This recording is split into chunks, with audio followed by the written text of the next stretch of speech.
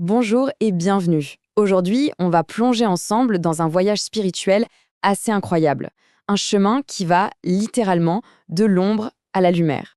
Et pour nous guider, on va s'appuyer sur les paroles d'une chanson, des paroles qui sont vraiment imprégnées de la pensée de Breslev. Alors, ça commence fort, hein? Dans la nuit, je me perds, cherchant la voie, cherchant la lumière. Franchement, qui n'a jamais ressenti ça? Ce sentiment d'être un peu paumé, de chercher une direction. Eh bien, c'est de là, de cette sensation très humaine, que tout le voyage commence. Voilà, cette première partie, c'est vraiment ça, être perdu dans la nuit, en quête d'une lumière. C'est dans ce moment de flou, dans cette nuit intérieure, que la vraie recherche commence. C'est un peu le point de départ obligé pour la transformation qui va suivre. Et la réponse, elle arrive tout de suite. Ce n'est pas une théorie compliquée, non. C'est une action très simple. J'ouvre la Torah, elle l'éclaire mes pas. C'est direct. C'est l'idée que ce texte n'est pas juste un livre à lire, mais une véritable lampe de poche pour le chemin qu'on a juste devant nous. Et puis, il y a cette phrase « Rabbeinu m'a montré ce chemin-là ». Rabbeinu, bien sûr, c'est une référence à Rabbi Nachman de Breslev. Et ce qui est super important ici, c'est le verbe « montrer ». Il ne dit pas « il m'a porté » ou « il a fait le chemin pour moi ». Non, il a montré le chemin. C'est un guide, pas quelqu'un qui fait le boulot à notre place. Et ce rôle de guide dans la pensée de Breslev, c'est le tzaddik, le juste. Le truc à comprendre, c'est que le tzaddik, ce n'est pas un distributeur de solutions miracles. Son rôle, c'est d'éclairer le chemin que la Torah propose déjà. Il est là pour aider chacun à trouver son propre chemin, pas pour imposer le sien. Allez, on avance. Et ce chemin, il nous amène au cœur du réacteur, si je puis dire, au refrain de la chanson. C'est vraiment là que le message principal explose de lumière. Regardez ces mots. La lumière de ma vie, chaque mot, chaque ligne, je la suis. C'est super fort. Ça nous dit que la Torah, c'est pas un objet de déco sur une étagère. C'est une force dynamique, vivante. Elle m'ouvre la voie. Tout brille pour moi. On passe de la lecture à l'expérience. C'est un guide actif pour la vie de tous les jours. Ok, c'est bien beau tout ça, mais concrètement, comment on fait? Une fois qu'on a cette lumière, comment on s'en sert pour avancer dans un monde qui, on va pas se mentir, est souvent assez flou? Et la chanson met le doigt dessus.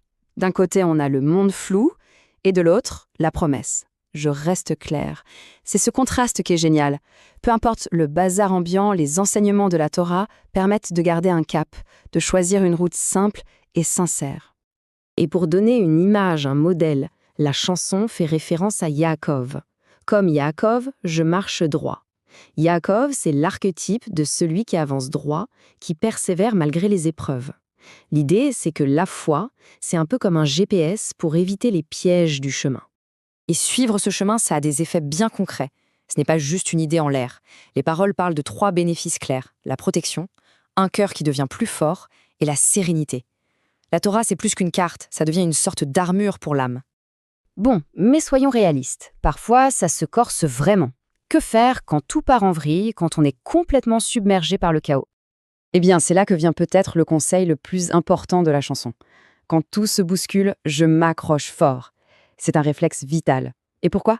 Parce que sous les mots sacrés, je puise tout mon trésor. L'idée, c'est que c'est justement dans la tempête qu'il faut creuser, parce que c'est là qu'on trouve le trésor. Et c'est un vrai processus en plusieurs étapes. D'abord, on s'accroche. Ensuite, on puise, on va chercher ce trésor. Le résultat, on retrouve sa grâce, son harmonie. Et à la fin, quelque chose de magique se passe. Mes mots peuvent enfin s'y graver. On ne fait plus que lire, on commence à écrire sa propre histoire spirituelle à l'intérieur de ce grand récit. Et tout ça, tout ce travail intérieur, ça nous amène au sommet de la chanson. À un moment de joie, de libération totale. Écoutez ça, ma neshama danse, elle prend son envol. La neshama, l'âme, elle danse, c'est l'image ultime de la joie et de la liberté. L'étude n'est plus un fardeau, c'est une musique qui fait danser l'âme. On est loin, très loin de la personne perdue dans la nuit du début, non? Et cette transformation, elle est totale. L'étude devient une prière, chaque action est illuminée, on trouve la force de surmonter les galères. Et encore plus fou, chaque épreuve devient un moyen de se renforcer. La Torah n'est plus un livre qu'on étudie, c'est un moteur qui transforme la vie de l'intérieur. Et là, la boucle est bouclée. On retourne dans la nuit. Mais attention, ce n'est plus la même nuit. Regardez bien. J'avance sans peur. La peur a laissé place au courage. Pourquoi? Parce qu'on a trouvé sa propre lueur. une petite lumière intérieure, mais qui change tout. Donc, si on devait résumer, le message clé, c'est ça. La Torah n'est pas un remède qu'on prend une fois. C'est un guide constant, un allié fidèle. C'est la lumière dont on a besoin pour continuer à avancer, toujours. Et finalement, toute cette analyse nous renvoie à une question très personnelle.